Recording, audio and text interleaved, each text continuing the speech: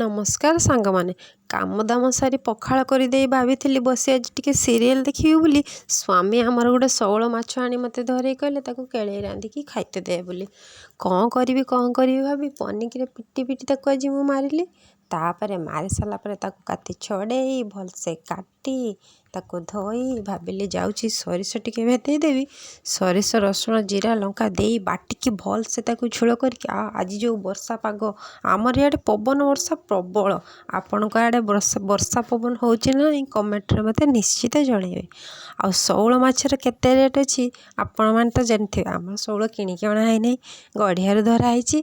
ତ ତାକୁ ଲୁଣ ହଳଦୀ ଗୋଳେଇ ତେଲରେ ପକେଇ କଡ଼ା କରିକି ତାକୁ ଭାଜିବେ। କଡ଼ା କରିକି ଭାଜି ସାରିଲା ପରେ ସୋରିଷ ଟିକେ ବାଟିକି ତା ଦେହରେ ଆମ୍ବୁଲ ଦେଇକି ତାକୁ ଭଲସେ ଝୋଳ କରିକି ଗରମ ଭାତ ତ ଆଜି ଉଡ଼ିଯିବ। ଆଉ ଭାବିଥିଲି ପଖାଳ ଖାଇକି ଶୋଇପଡ଼ିବି, ସ୍ୱାମୀ ଯେ ମୋତେ ଏତେ କାମ ଆଣିକି ଧରେଇଦେଲେ। ପୁଣି ତାକୁ ଝୋଳ କଲି। ଆଉ ଶେଉଳ ମାଛ ଝୋଳ କରିଛି ମାନେ ସ୍ୱାମୀ ଏକା ଖାଇବେ, ମୁଁ ଆଉ ଖାଇବିନି ତାଙ୍କ ସାଙ୍ଗେ ନା, ଯାଉଛି ଦୁଇ ଗୁଣ୍ଡା ଖାଇଦେବି। ଆଉ ତ କଡ଼ା କରିକି ମାଛକୁ ମୁଁ ଭାଜି ଆଣିଛି।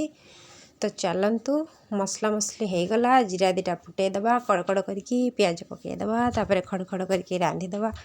ଏଇ ରେସିପିଟି ଯେଉଁମାନେ ଶିଖିନାହାନ୍ତି ସେଇମାନଙ୍କ ପାଇଁ। ଆଉ ଯେଉଁମାନେ ଶିଖିଛନ୍ତି ସିଏ ଖାଲି ସବସ୍କ୍ରାଇବ୍ କରିଦିଅନ୍ତୁ ଚ୍ୟାନେଲଟିକୁ। ନିଶ୍ଚିତ ସବସ୍କ୍ରାଇବ୍ କରିବେ, ଭୁଲିବେନି ଜମା ସବସ୍କ୍ରାଇବ୍ କରିବା ପାଇଁ। ସାଙ୍ଗମାନେ ଦେଖନ୍ତୁ ଫୁଟି ଆସିଲାଣି, ଖାଲି ଓହ୍ଲେଇ ଆଣି ଗରମ ଭାତ ଟକାଟକ୍ ଖାଇଦେବାର ଅଛି। ବର୍ଷା ପାଗର ଯେଉଁ ମଜା, ଖାଇକି ଖାଲି କମ୍ବଳ ଗୁଡ଼ିକି ଶୋଇଯିବାର ଅଛି। ହେଇ ଆଇଲା। ଜୟ ଜଗନ୍ନାଥ ସାଙ୍ଗମାନେ।